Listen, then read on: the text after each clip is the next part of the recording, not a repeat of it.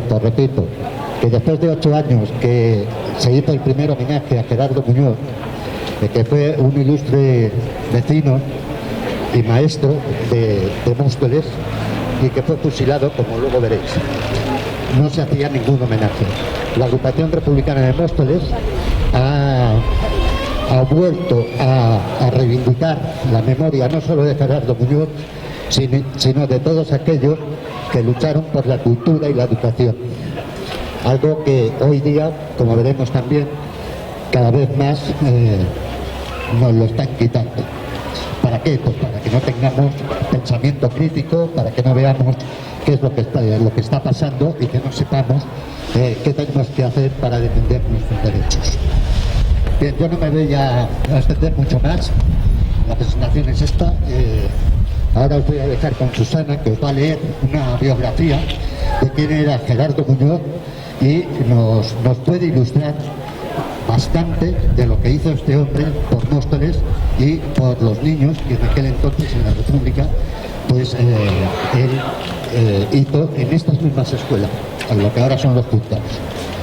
Bueno, buenas tardes a todas y a todos, y como ha dicho Willy, el compañero, vamos a leer una pequeña biografía de Gerardo Muñoz. En 1921 obtuvo el título de magisterio y en 1922 se hizo cargo de la Escuela de Niños de Móstoles. En las históricas elecciones municipales del 12 de abril de 1931 se presentó como candidato por la conjunción republicano-socialista. Más tarde ingresaría en Izquierda Republicana, el partido de Manuel Azaña, y sería promotor de las Juventudes Socialistas unificadas en nuestra localidad. En Móstoles, a raíz de las históricas elecciones generales de febrero de 1936,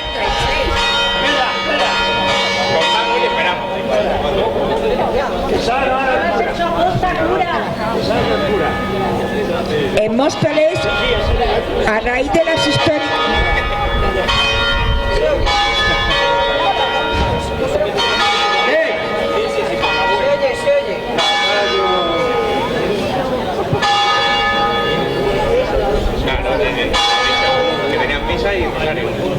Cuatro son las uvas, estos son las preuvas.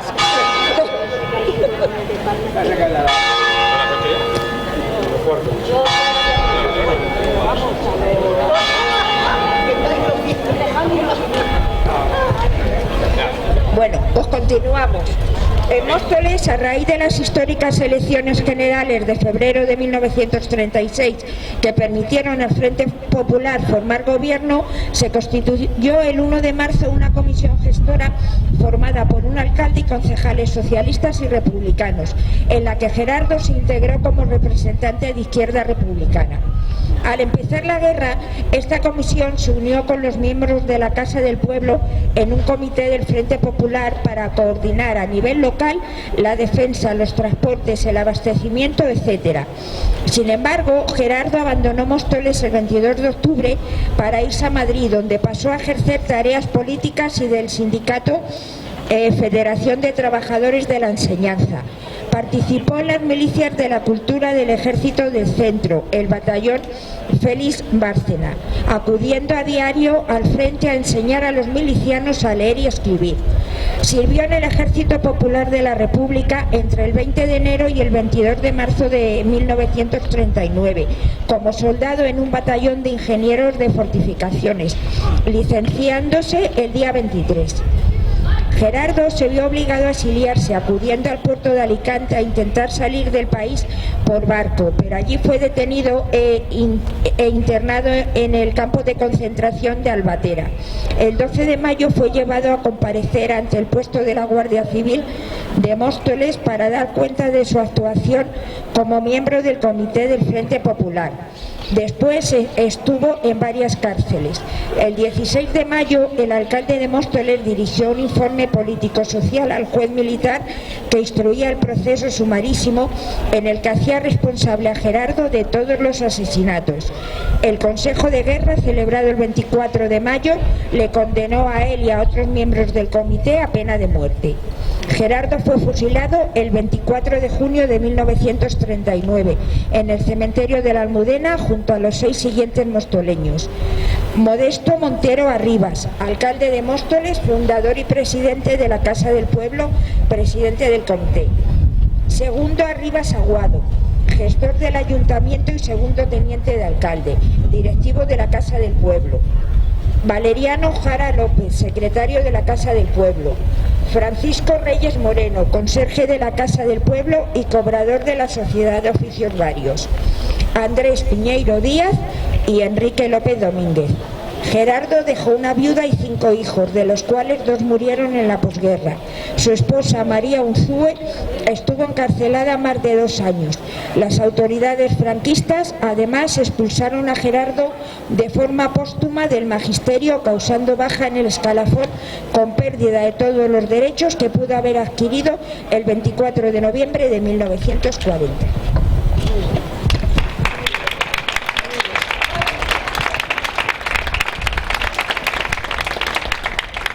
Como veis, lo de Gerardo no fue solamente Gerardo, hubo muchísimos maestros, gente de la cultura, que por hacer exactamente lo mismo, enseñar y educar, tuvieron el mismo fin, ser fusilados.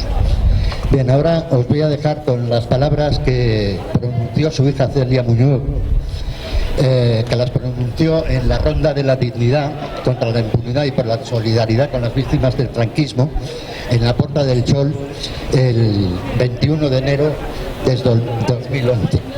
Quisiéramos que hubiera estado aquí, pero lógicamente ya es una señora mayor, tendrá ya 83, 84 años y no está para que la demos muchos trotes. No obstante, en nuestro recuerdo para ella, que ya estuvo aquí con nuestro amigo, y bueno, pues esto va por ella también. Estas son las palabras que pronuncié.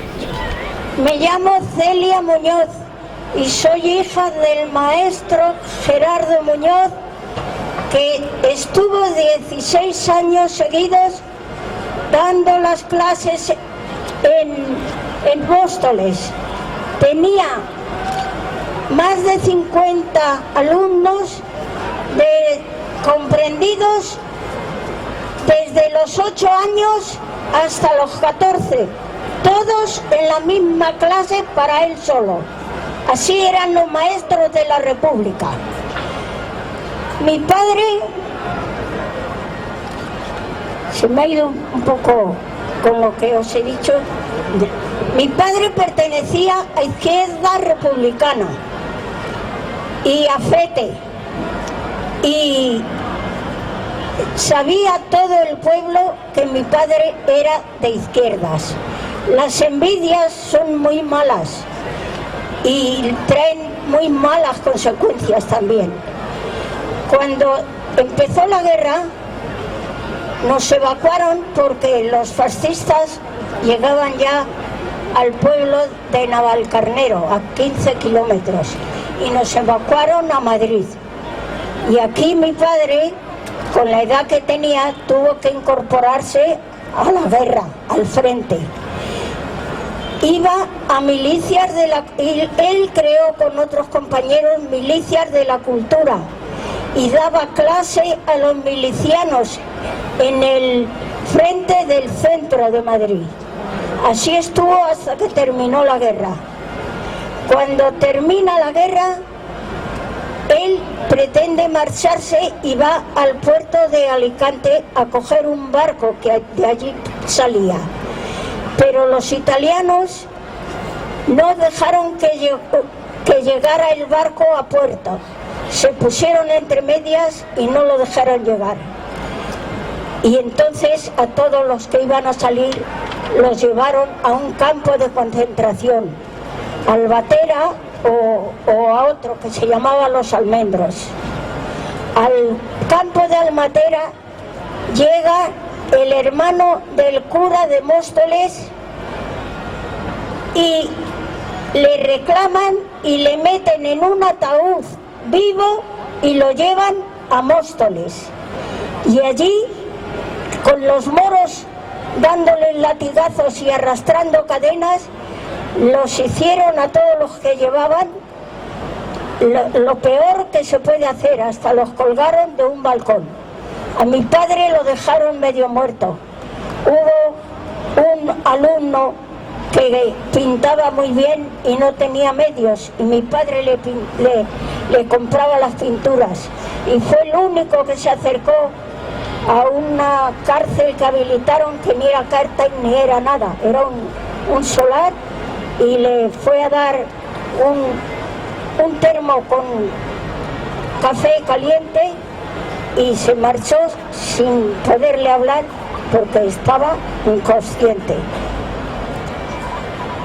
Le fusilaron el día 24 de junio de 1939, con 60 más que sacaron esa misma noche, y lo fusilaron en las tapias del cementerio.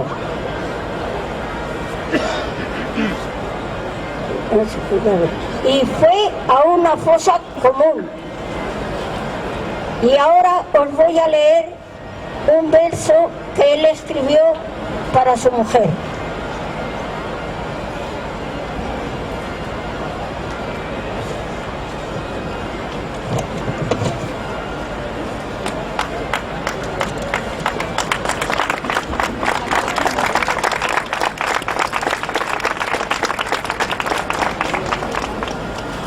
Cuando esto lean tus ojos, yo dejé de existir. Para todos, pero no para ti. La maldad de los hombres hizo presa en mis carnes. Padecí los horrores del odio y la barbarie. Recorrí mi calvario entero y con firmeza, y solo tu sudario enjugó mi flaqueza. Sana y honestamente vivimos nuestra vida. Digno llego a la muerte, con honra sin mancilla. Al entregar mi cuerpo para siempre a la tierra, con un abrazo eterno sellamos la promesa. Nuestro espíritu aún vive prendido en un afán. En nuestro fruto sigue, ya no se extinguirá, sino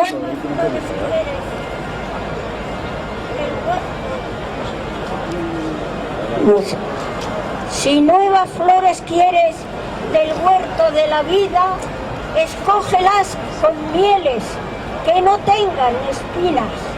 Nuestra canción eterna no se ha de interrumpir. Tú vives en la tierra, yo siempre vivo en ti. Bien, deciros que Celia, cuando fusilaron a su padre, tenía 15 años, y cuando se lo quitaron tenía 12.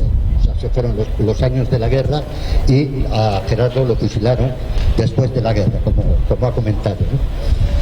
Bien, desde nuestra perspectiva, desde la agrupación republicana de Móstoles, creemos que no solamente es importante hacer este homenaje, sino reivindicar lo que significa la educación y la cultura para nuestra sociedad, ¿no? Entonces, ahora voy a dar la palabra al compañero Galindo, que nos va a hablar precisamente de eso, de por qué es necesaria la cultura y el pensamiento crítico en esta sociedad. Hola, a ver, ¿se oye? Vale. Bueno, gracias a todos por venir y os comento esto. Por desgracia, la triste historia de Gerardo Muñoz no es ninguna excepción en España. El golpe de Estado del 36 no fue solo un movimiento en defensa de los privilegios económicos de la oligarquía tradicional, fue también una maniobra para cortar de raíz la transformación cultural que había puesto en marcha la Segunda República. La República abordó la tarea de alfabetizar a más de la mitad del país y hacerlo además de una forma científica, laica, igualitaria y crítica. Por eso puso en marcha inmediatamente un plan de construcción de escuelas públicas de todos los niveles, y en 1933 aprobó la Ley de Congregaciones Religiosas, que terminaba con siglos de monopolio educativo de la Iglesia Católica. Los republicanos y las republicanas sabemos que la educación y la cultura críticas son imprescindibles para que el pueblo sea libre. También lo saben muy bien quienes viven a costa de mantener al pueblo ignorante y confundido. La Iglesia, los explotadores, los caciques y sobre todo los fascistas, que necesitan mano de obra barata y carne de cañón para sus guerras. Por eso los golpistas del 36 se apresuraron a destruir la educación republicana.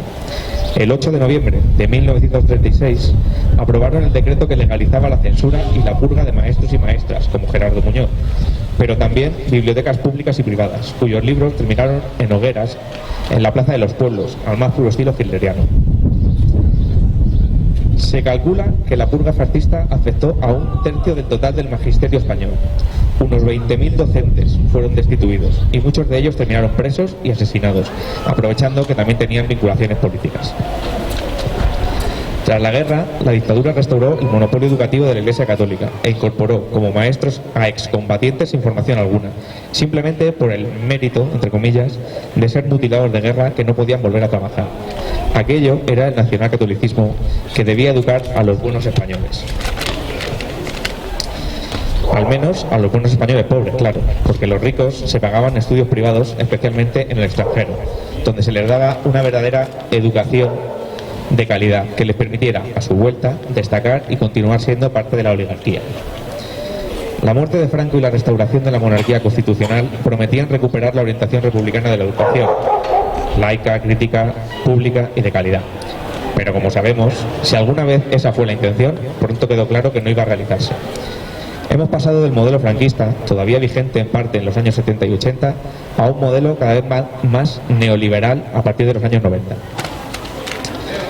En 1985 se legalizan los colegios concertados como medida temporal en un momento en el que volvían a faltar colegios públicos. Y desde entonces hasta hoy la educación no ha dejado de mercantilizarse, privatizarse y degradarse para las clases populares. Como ejemplo, la Comunidad de Madrid tiene hoy al menos la mitad del total. La Comunidad de Madrid tiene hoy a menos de la mitad del total de sus alumnos estudiando en centros públicos. Es decir, más de la mitad están en privados y concertados. Por eso, en pleno 2022, los republicanos y republicanas tenemos la obligación, igual que en 1931, de reconquistar una educación pública, universal, laica, gratuita y de calidad para todos, pero especialmente para las clases trabajadoras. La tercera república que estamos construyendo día a día, aquí y ahora, tiene que romper con la herencia podrida del régimen del 78. También en lo que respecta a la privatización y mercantilización de los servicios públicos, y en especial con la destrucción premeditada de la educación y cultura críticas. Esta tarea es imprescindible e inseparable del objetivo republicano, pues, como dijo un gran revolucionario, necesitamos otra educación para otra sociedad y otra sociedad para otra educación. Muchas gracias. Bueno, ahora Fanny nos va a leer unos versos que dedicó Francisco Román Aparicio, que era compañero de Gerardo Muñoz y que, como él, también fue fusilado en el cementerio del Este.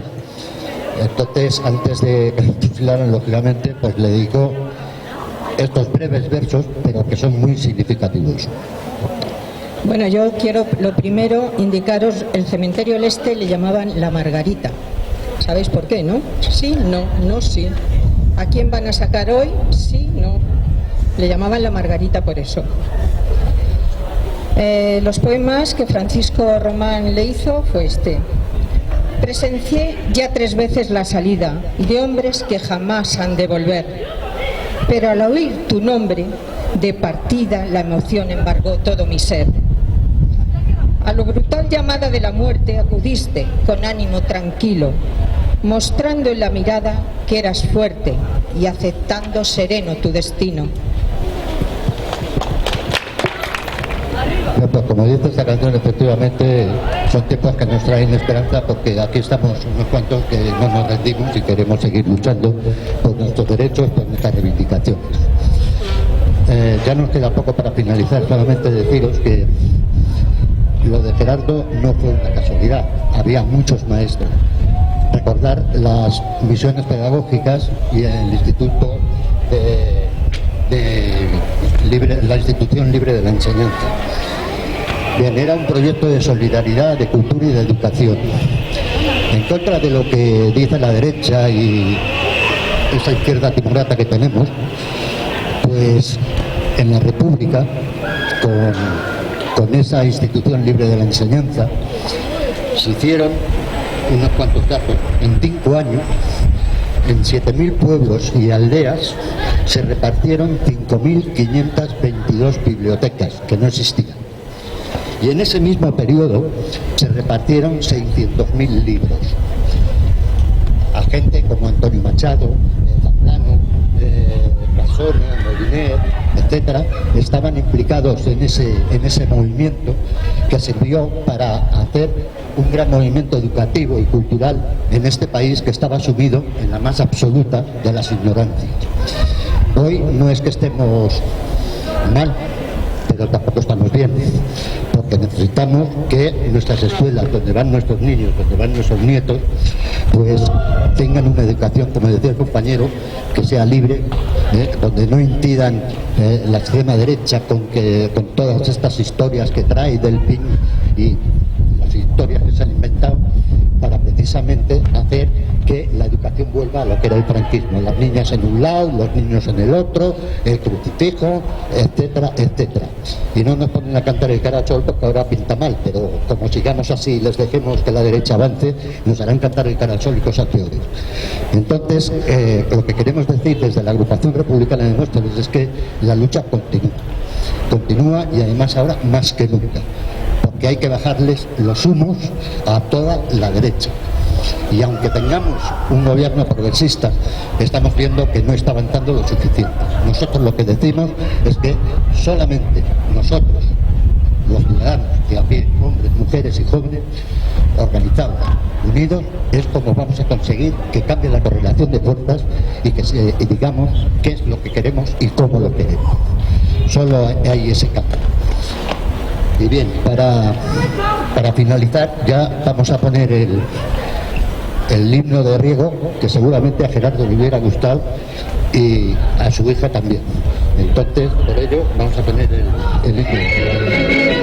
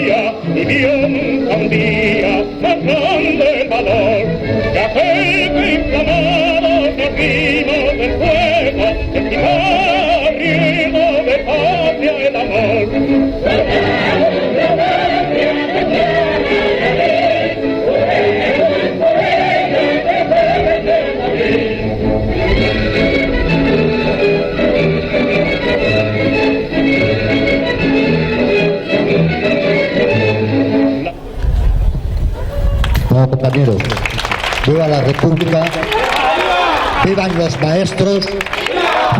Y antes de finalizar, agradeciendo vuestra asistencia aquí y que nos podamos ver en próximos actos, deciros que el día 26, domingo, a las 12 de la mañana, tenemos una convocatoria importante, que es contra la OTAN, en la manifestación que va a haber desde Atocha a Plaza España.